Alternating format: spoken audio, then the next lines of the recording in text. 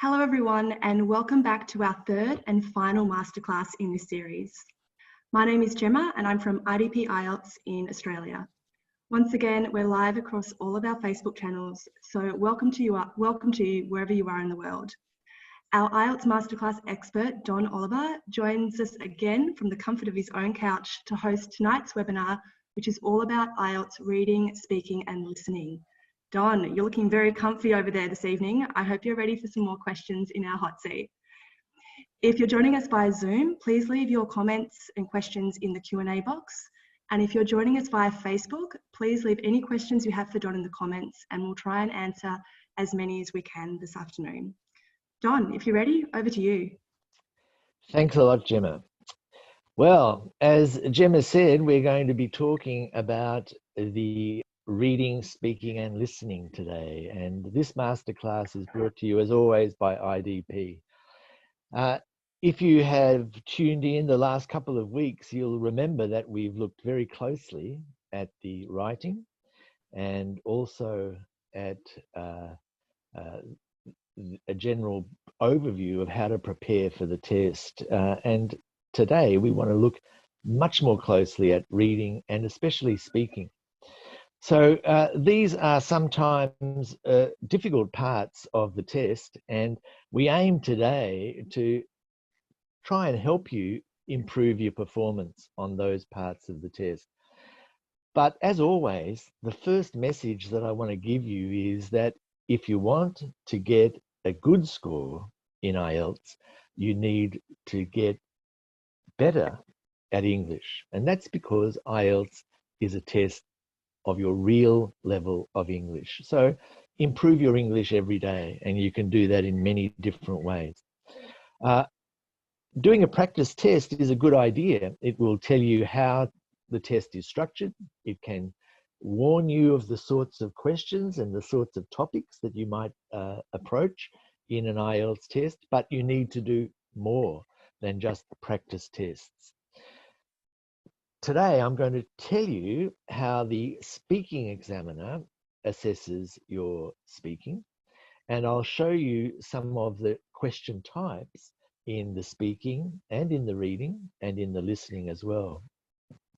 Those skills that the examiner in speaking is looking for are quite specific, and we'll look at them very closely.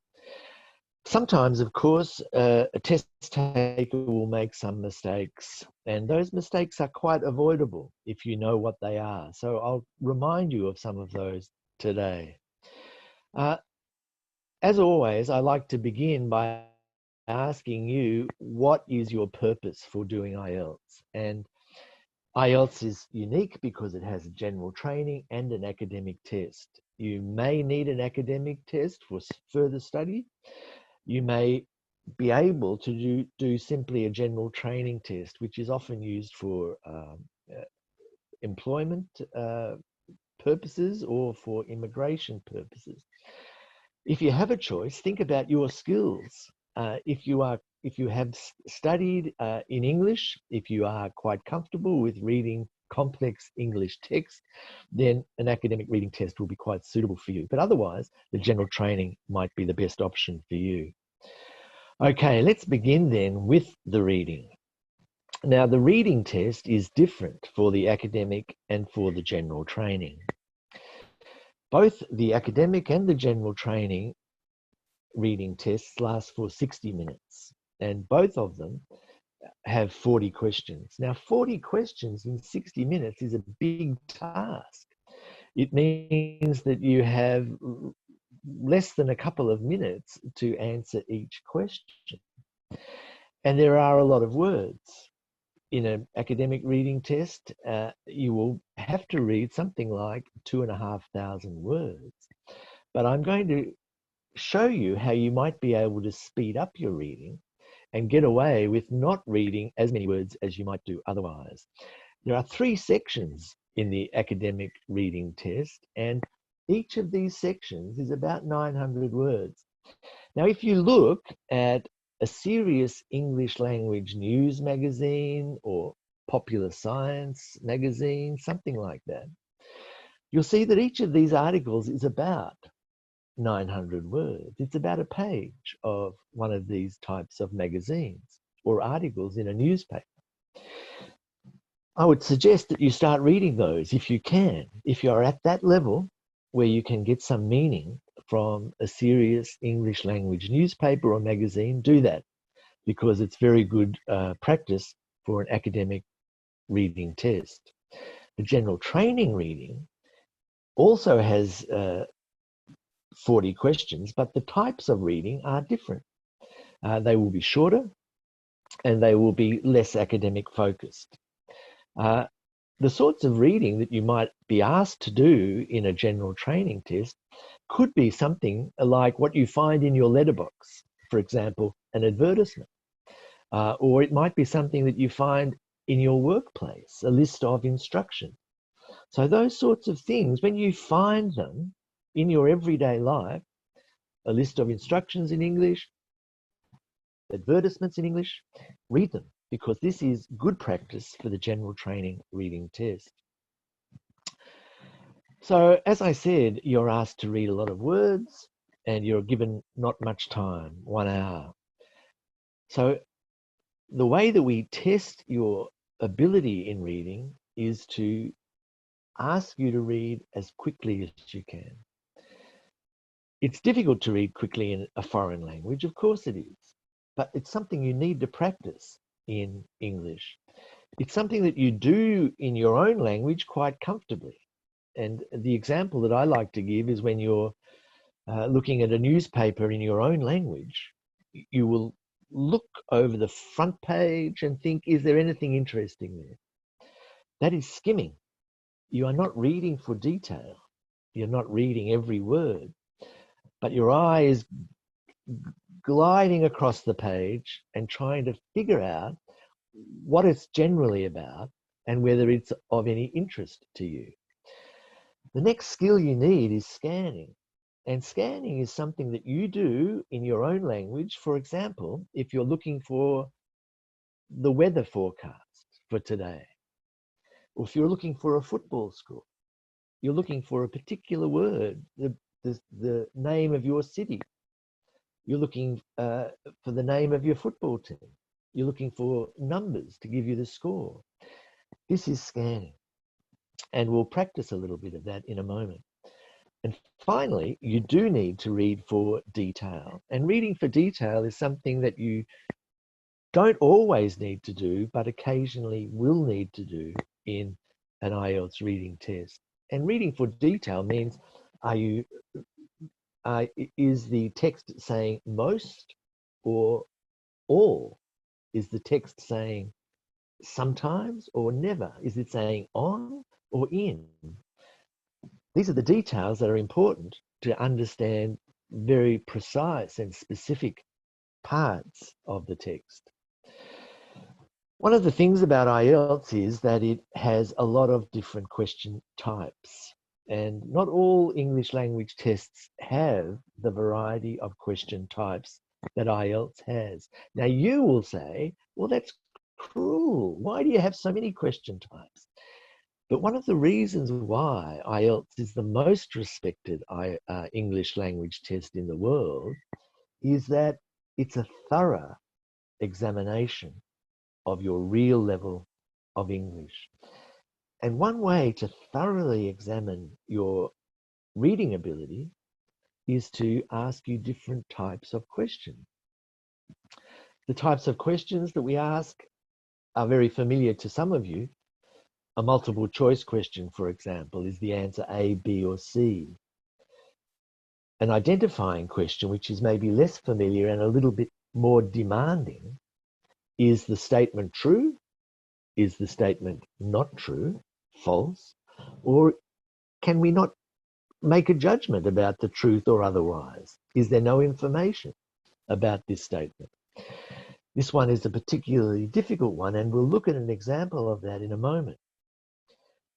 We also ask you to match ideas with the author or to match a heading to a paragraph. We ask you to match a sentence ending with a sentence beginning. We ask you to complete sentences. We ask you to complete a summary or to label a diagram. And sometimes we ask you a short answer question. When did this happen? Who said that?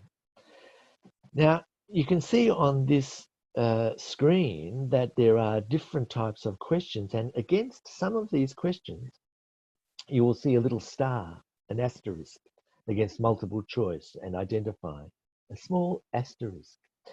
Now, this indicates that this type of question, the order of the answers is the same as the order of the questions. Now, this is a very important thing to remember. If you have a multiple choice set of questions, it might be about 5 questions in a row.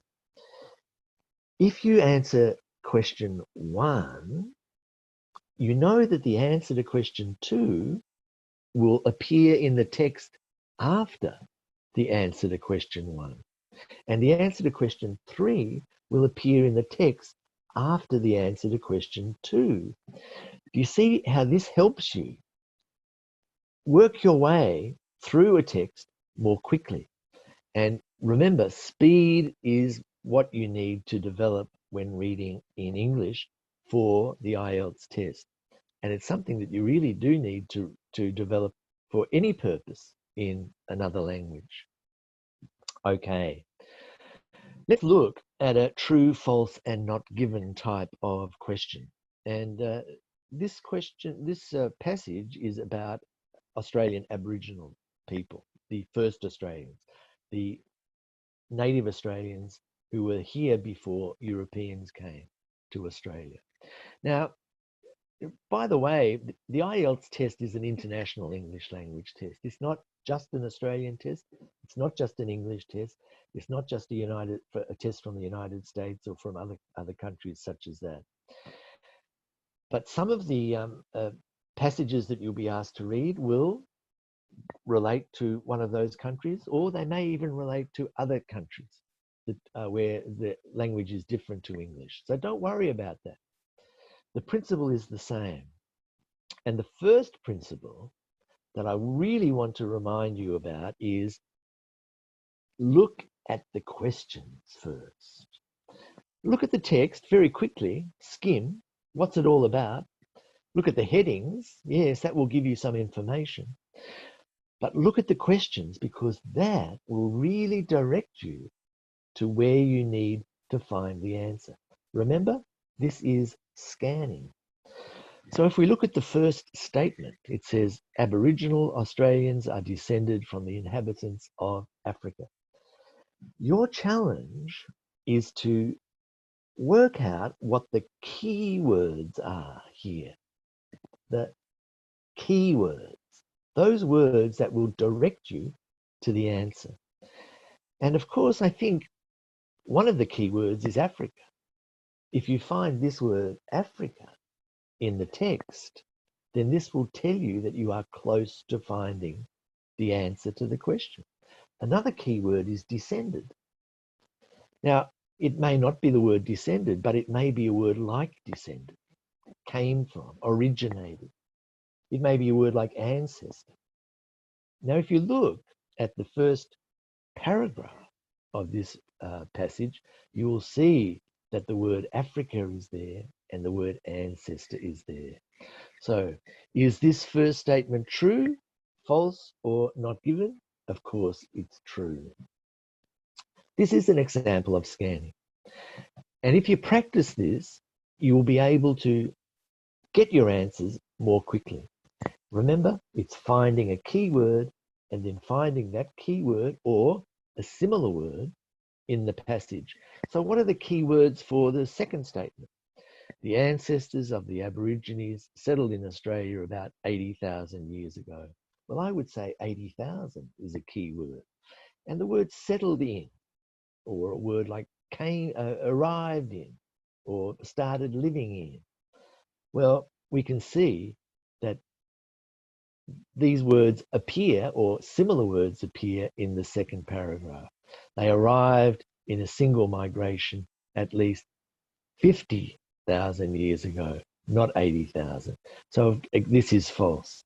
And finally, the last question is a very good example of a question where you need to read in detail, because this is quite a difficult question. Now, I want to remind you about something very important about IELTS. IELTS tests every level of English.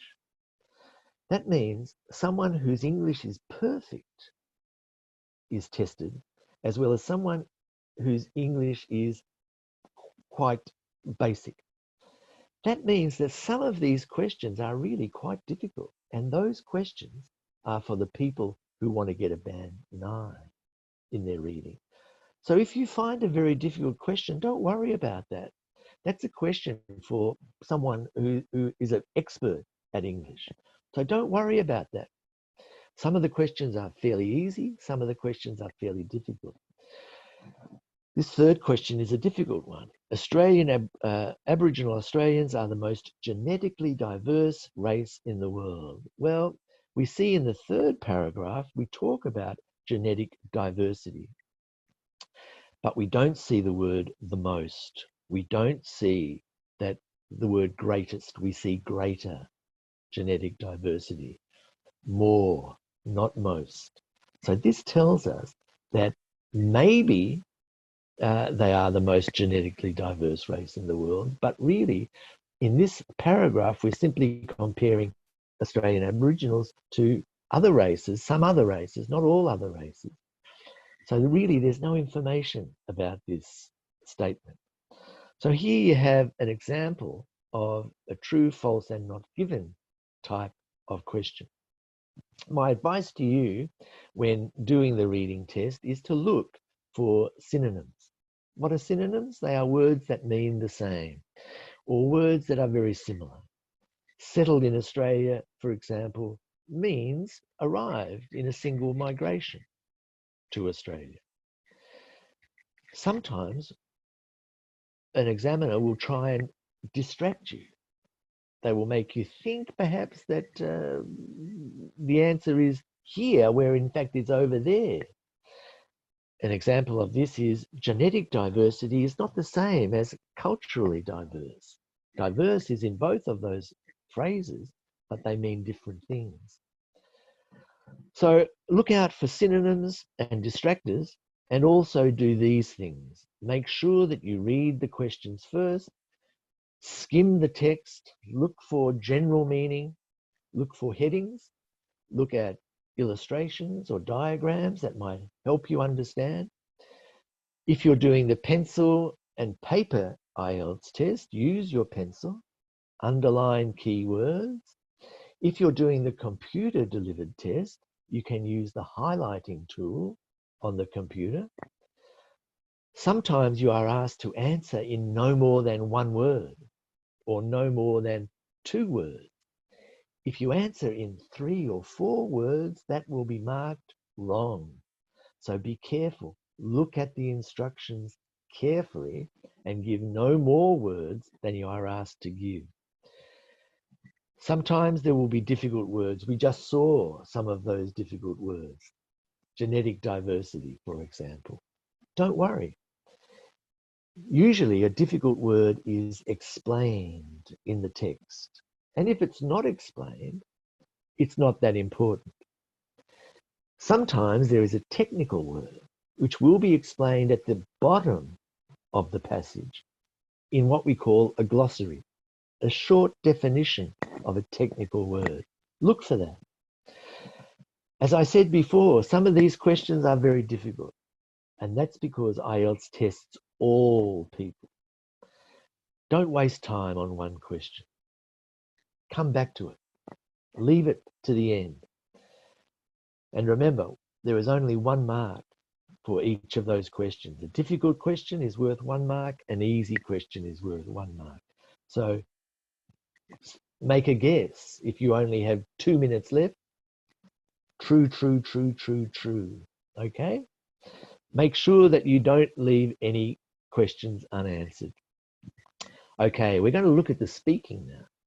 Now, the speaking is, I find, one of the most interesting parts of the test, because whether you do a computer test, whether you do a pencil and paper test, whether you do an academic or a general training test, it's the same. Everyone gets the chance to talk to a friendly, qualified examiner in a quiet room where they can express themselves in English and to a sympathetic listener. The examiner, believe me, wants you to succeed. Now, the examiner conducts the test the same no matter where you are in the world. You may be in India, you may be in Japan, you may be in the Middle East, you may be in the United States. The test is exactly the same in all of those places. And it has always 3 parts to it. And you can practice for these 3 parts. The first part is an interview asking questions about yourself. What you like, what you don't like, where you live, what you do, what your hobbies are, what sort of things interest you, about your friends, for example. We're going to listen to a Japanese girl who is answering questions on 3 topics. The first one is study. The second topic is her friends. And the third topic is cooking. So you can see that they are quite simple topics, but there is a difficult question involved in all of those. And the question is, why? This girl that we're going to listen to, this girl from Japan, she's asked about cooking, but she's asked why she likes a particular type of food. She's asked about study, and she's asked why does she want to go to that university. So be prepared to answer the question, why? This is good preparation for part 1 of the speaking test.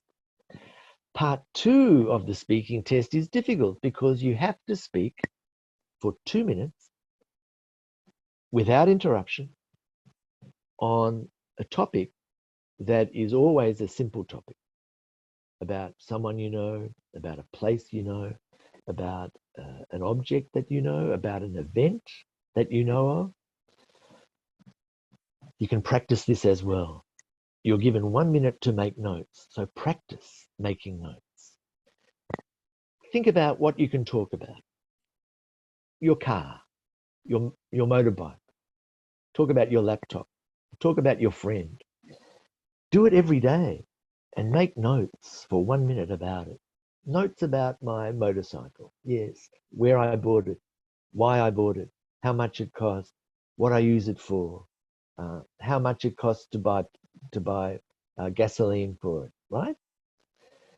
Making good notes will help you in the second part of the speaking test. And finally, you are asked to have a discussion with the examiner. And this discussion is based on what you talked about in part 2. So in the case of talking about your laptop, for example, then the examiner will ask you questions about the possessions that people have, what they do with the things that they own.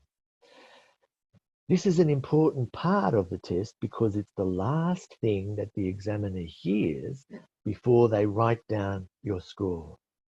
So try and improve your ability to speak on sophisticated topics, to talk about general topics, to speak in an abstract way. Now, if you practice this, it's not just practicing speaking. It's also very good practice for task 2 in your writing, because in the writing, task 2, you're asked to give an opinion about a serious topic. And in the third part of the speaking, you are asked to give your opinion about serious topics. The whole test, the whole speaking test, lasts about 14 minutes. Now, the examiner is talking to you, but also assessing you. And they are not saying, oh, you are a 6, They are saying you are a 6 for one criterion, maybe a 7 for the next criterion, maybe a 6 for the third criterion, and maybe a 5 for the last criterion. Do you see that there are 4 distinct criteria that the examiner is making an assessment about? Now, these assessment criteria you can find on the IELTS Essentials website. So I suggest you go and have a look at them, the speaking assessment criteria. I'll explain what they mean in a bit more detail now. The first assessment criterion is called fluency and coherence. And fluency means you can continue to talk without stopping, without hesitating, without correcting yourself too much. You're able to speak at a reasonably good speed, not too quickly, but not too slowly. Remember, I said we're going to listen to a Japanese girl, and she does not speak very fluently. She repeats herself, she hesitates quite a lot, and she receives a fairly low score for fluency. The second criterion is lexical resource, and this just means the vocabulary that you use. Can you use natural English words and combinations of words? Are you able to use words that go together? And the way that we learn natural English is by looking at things like newspapers, but also going to YouTube, by listening to podcasts, by talking with native speakers whenever we get the opportunity, and making a note of new words and how to use them. This is an important part, not just for speaking, but for your writing and also your reading and listening. And the third criterion is grammar, your grammatical range and accuracy. Can you use accurate grammar? But also, can you use a range of grammar? Now, the girl that we're going to listen to in a moment can use some basic words and she makes herself understood, but she does not have a very wide range of grammar. She gets a 5 for this grammatical range and accuracy. And if you go to the assessment criteria, you will see that that's what a band 5 says, a limited range of grammatical structures. So practice some complex sentences. Practice sentences like if and then. Practice sentences that contain who or that or because. These are complex sentences. And finally, you are given a score for your pronunciation. Now, pronunciation has 2 parts, as you know. First, there is the sounds of the language. But the second part is also important, and that is the rhythm, the intonation of the language. And this one is maybe the hardest part. I like to think of it as the music of the language. All languages are spoken in a particular way by native speakers. Some words are pushed together, some words are separated, some words are stressed, some words are not stressed.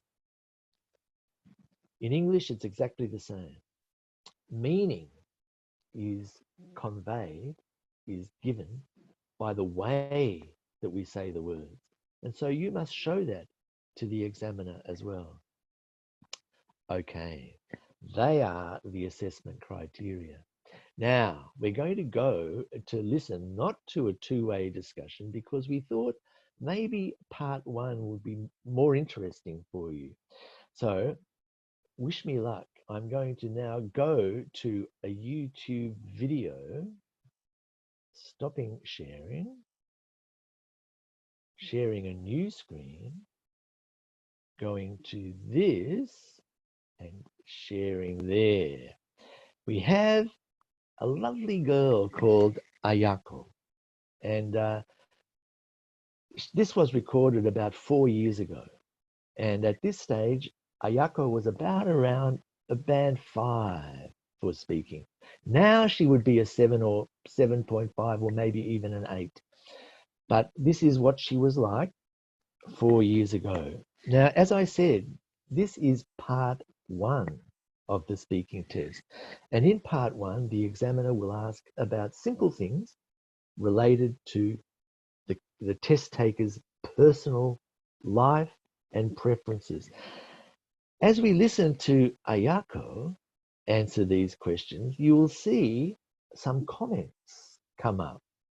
And those comments will indicate how well she is doing in terms of fluency, the first criterion, the lexical resource, the second criterion, the grammatical range and accuracy, the third criterion, and finally, her pronunciation. So let's listen together to Ayako. I'm from Japan. Okay. In this first part, I'd like to ask you some questions about yourself. Let's talk about what you do. Do you work or are you a student? I'm a student in Japanese university, and I'm studying social science, and this major is like economics and media and international program. Okay. Where are you studying in Japan? University name, Toyo Ewa University. Okay. Why did you choose that university? This university is women university, just women, and I used to went to girls' high school for 6 years, so I wanted to go to women university. Okay. Let's go on to talk about friends now. Are your friends mostly your age or different ages? Most of my same age. Do you usually see your friends during the week or at weekends?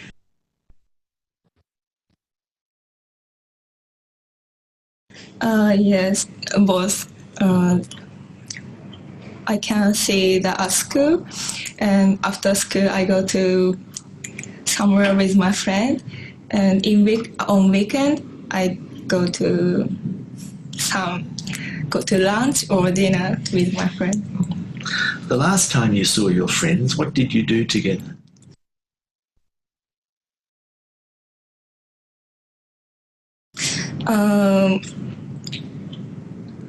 I've been studying here, so I can't see my friend for a long time. But last time I met my friend, they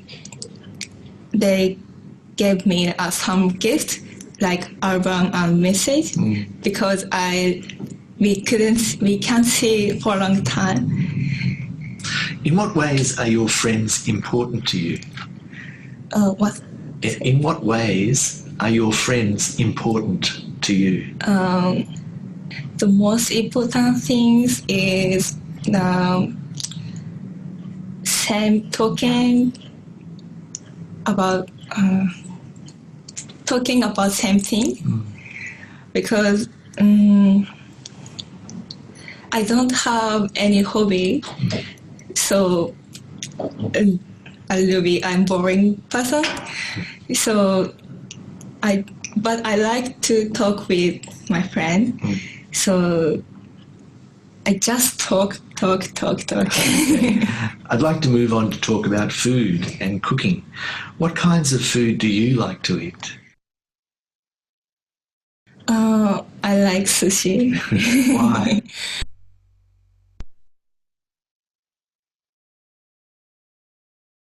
Because sushi is raw fish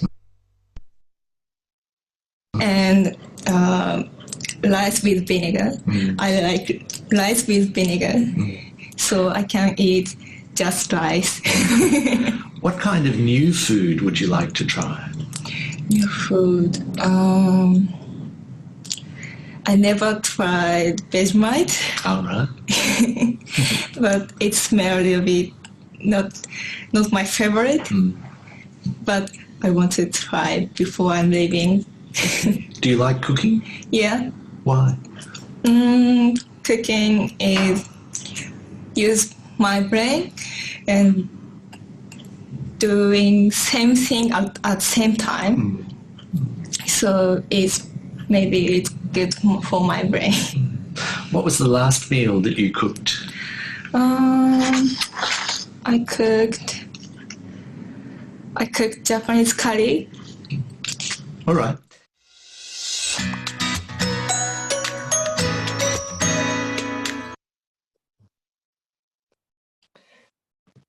Okay.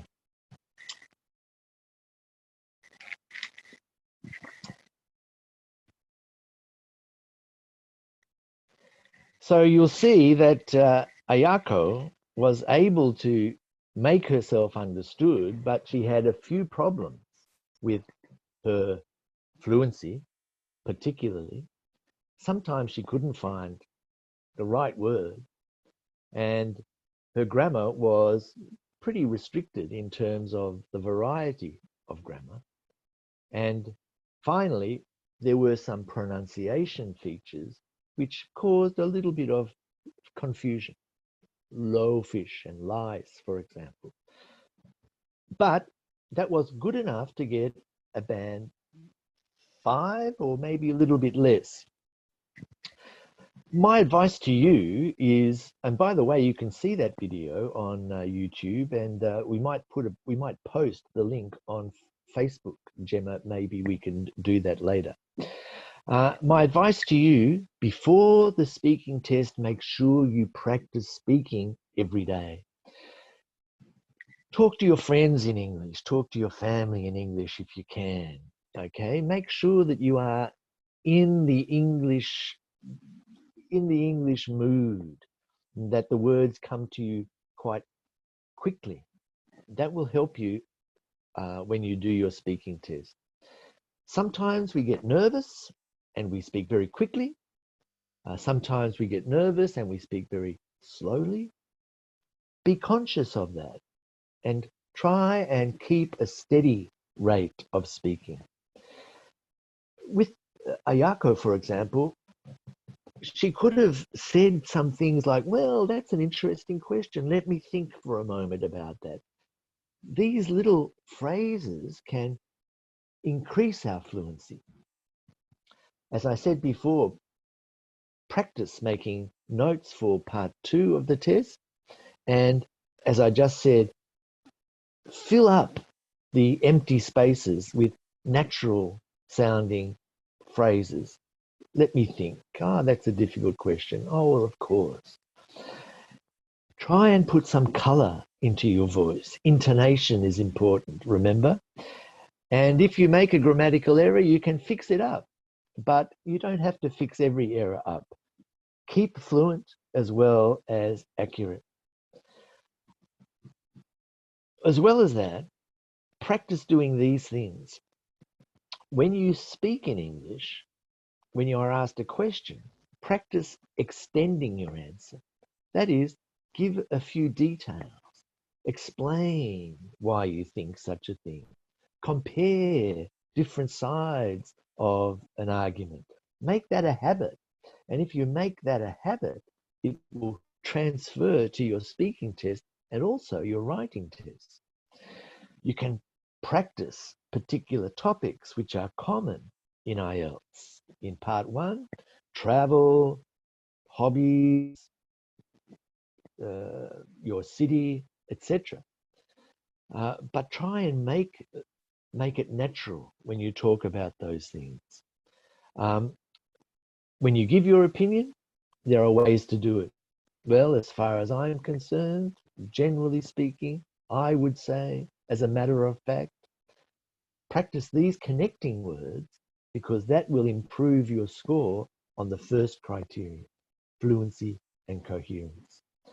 Okay, we're not going to listen to any of the listening tests today because we don't have time. But I can tell you that there are 4 parts to the listening test, and you should practice listening to different types of English.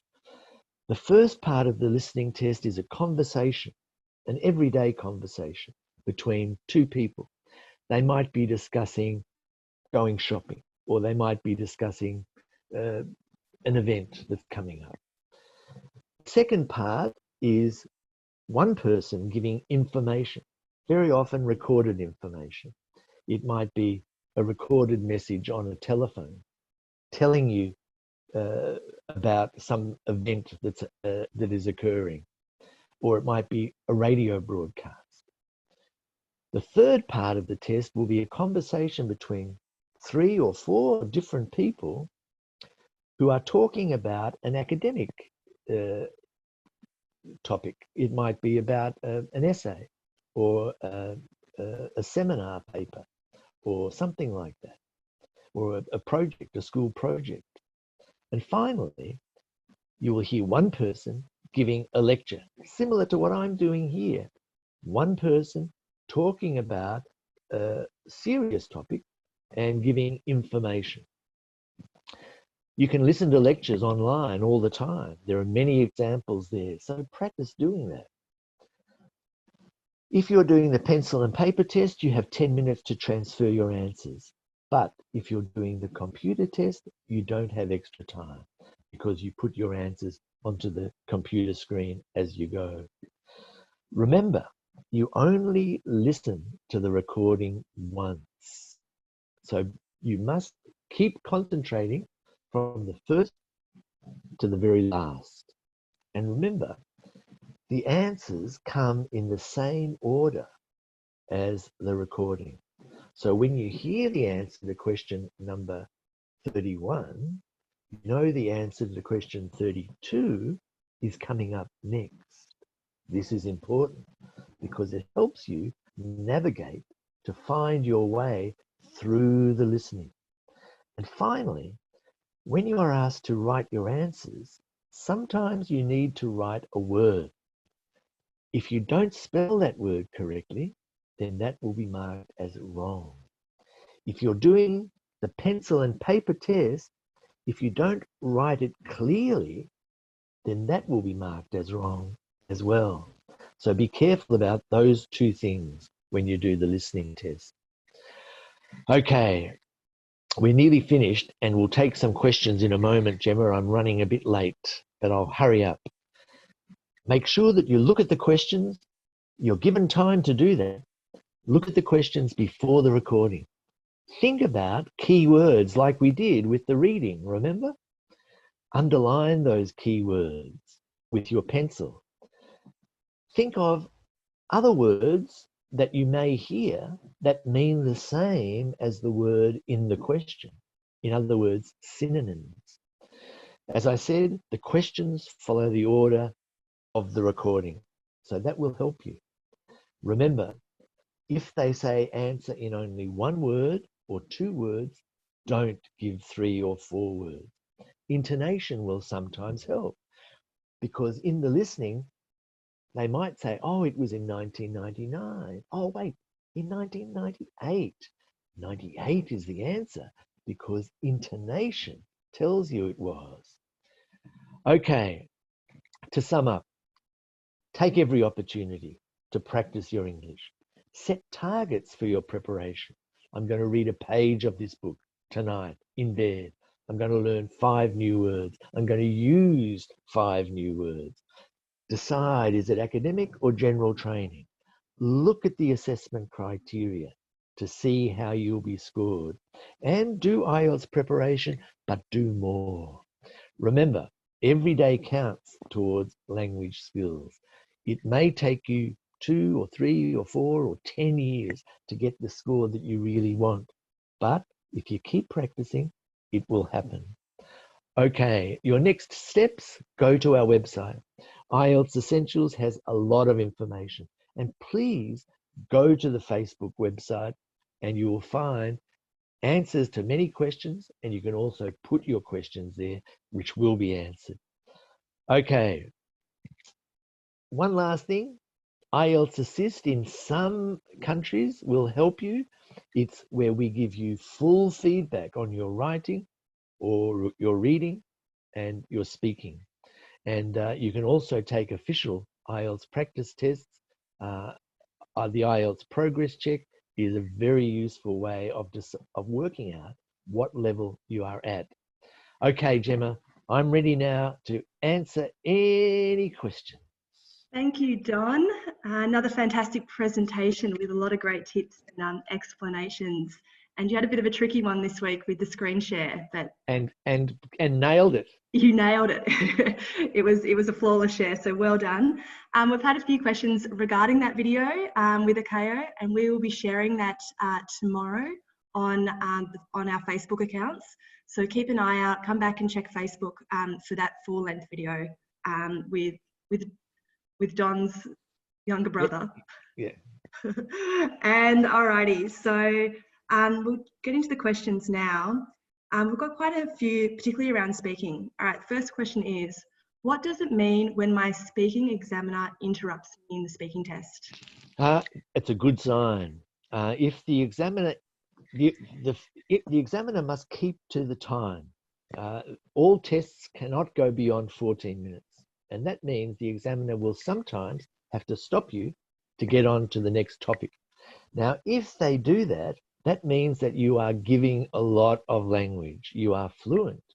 And it means that you should expect to get a fairly good score for your fluency. So when the examiner stops you, that's a good sign. So don't worry about that. Great, thank you. Alrighty, this question also about speaking. I'm wondering about how to give a false story in speaking test. For example, if I get a topic about losing my wallet, but I've never had that kind of experience, what is your advice about how to answer that question? Well, you can make up a story, but I always find that telling the truth is easiest. There's no, you're not expected to have had an experience. For example, if they say, well, tell me about a time when you lost something, they wouldn't say lost your wallet. They would say lost something. Now, if you've never lost anything, talk about that. Say, well, I am a very unique person. I have never, ever lost anything except my teeth when I was 6 years of age, right? And you can talk about that. There's no problem. You can talk around the topic, and as long as you use good English. That's a great tip, thank you. Okay, and a similar question actually. Am I allowed to ask my speaking examiner for an alternative speaking topic? No, you're not. In part 2, the examiner will say, and here is your topic. I would like you to describe blah, blah, blah. If, for example, the topic is, I would like you to describe a movie that you liked, right? And you've never seen a movie. It's okay. Relax. Say, you can begin by answering like this. Well, I've never seen a movie. And the reason I've never seen a movie is I think they're too expensive, or they're silly, or I much prefer to read a book. And I read many books. My friends like to watch movies. You can talk for 10 minutes about why you don't watch movies and the other things that you prefer to do. And that's perfectly okay. Someone has asked a question about the 2-minute time frame in part 2. Will it affect their scores if I'm unable to speak for 2 minutes? No, the examiner will ask you if, say, for example, you only speak for 1 minute, the examiner at the end of that 1 minute will say, can you tell me anything more about this part that's on the task? And you should be able to say a little bit more. But again, I'd go back to what I suggested earlier on. You can practice making good notes in preparation for part 2. And good notes will be not sentences, they will be maybe 10 key words. And remember, if you can just talk for 15 seconds on each of those words, well, you'll speak well beyond 2 minutes. Great. And someone has asked a question, how do I improve my fluency and different accents? Do our test takers need to speak in accents? Well, there are two questions there, fluency and accent. Well, improving fluency there are many things. Practicing English a lot. The more words you know, the more fluent you will be. You won't be searching for a word, right? That will make you fluent. You can learn some connecting words that will help you connect your ideas. That will help you be fluent. Generally speaking, as a matter of fact, apart from that, in contrast, such words as that will help you be maintain fluency. And that second question about accent, I have an accent, you have an accent, we both have you have a Tasmanian accent, I have an Australian accent, and that's okay. Everyone has an accent. The only problem is if the accent prevents people understanding you. So don't worry about accent, just worry about making the sounds of English so that you can be understood. And that's one of the benefits of the face-to-face speaking test with IELTS, that we can hear your accent. And that's true. And every examiner has lived probably overseas, probably knows another language as well, and they have many years of experience teaching people English. So they are very comfortable with accent. And one final speaking test question here before we move on to reading. If I use more idioms in my speaking test, will it improve my speaking score? Well, if you use idioms correctly, yes, but idioms are difficult in any language, and I would want you to be 100% sure that you are using the idiom correctly. Now, there are idioms and there are idioms. Some idioms are very odd sounding. For example, in Australia, if you're very busy, you might say, I am flat out like a lizard drinking. Now that is a very odd idiom. Don't worry about that one. But if I talk about idiomatic language, sometimes it's simply a phrasal verb, a combination of words, which is natural. For example, if I use the word fabulous, which is an adjective, I can use an adverb like absolutely fabulous. But I can't say very fabulous. No one ever says that in English, right? That's an example of the very fabulous is not idiomatic. Absolutely fabulous is idiomatic. So think about those sorts of things and they will improve your score in the second criterion, lexical resource. Thank you. Okay, let's take a look at some questions about the reading test. Someone has said here, once I got a band 9 in the reading test, but the second time I felt it was harder compared with other reading tests that I'd done before. Are IELTS tests different in their level of difficulty? It's a very good question. Sometimes you might find the topics are very suitable for you. You may know a lot about a particular topic, which will make it a bit easier. We can't avoid that. Sometimes the test may be a little bit more difficult, but Cambridge, who produced the tests, test each question beforehand, and they know a percentage of people who answer that question correctly. So there might be a question that they put into a test that only 20% of people answer correctly. That tells them that the reading test is quite difficult. So they will make sure that the score you need to get a 7 or an 8 or a 9 is less than the score you need for an easier test. In other words, the band score is adjusted based on their understanding of the difficulty of the test. So don't worry too much about that. Thank you. Okay, so a few people have asked for some practical tips about reading the passages a little bit quicker. So someone here has written, Dear Don, my question is about reading techniques to save time, like reading from bottom to top or reading in a zigzag form, which is not easy for me to do. Do you have any other suggestions?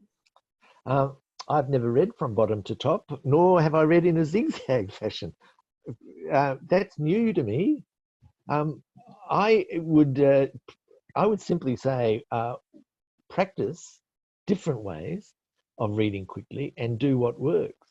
For some people, well, for most people, I think reading in the normal sort of horizontal fashion downwards would be the most natural one, but practice focusing on content words, and that is verbs and nouns. You don't have to worry too much about prepositions and articles and adjectives, for example, if you are scanning, if you are skimming. So it's a skill which you have already in your own language, but it's a skill that can be transferred to your to English as well. Okay, moving on to a listening question. Someone has asked, can I listen to the listening section twice? No, you cannot. The listening comes and then it goes, and it's never going to return. It's like being 25. He said, sadly. Okay, sorry, we've got a lot of questions coming in from Facebook and Zoom. See if I can find another one. So someone's asked, any tips or tricks to crack and score full marks in the last session of the listening test? In the last section, full marks in the last section. Well, yes. The last section, as I said, is a lecture. And lectures generally follow a fairly predictable pattern.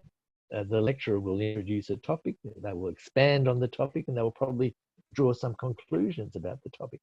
Now, knowing the structure of something is actually very useful. And the same applies to the reading. Most articles have a fairly predictable structure, and they are similar to what I just described. The more lectures you listen to, then the more you will understand that structure. But really, the more words you know, the better you'll be able to comprehend things. And really, that's the only advice I should give.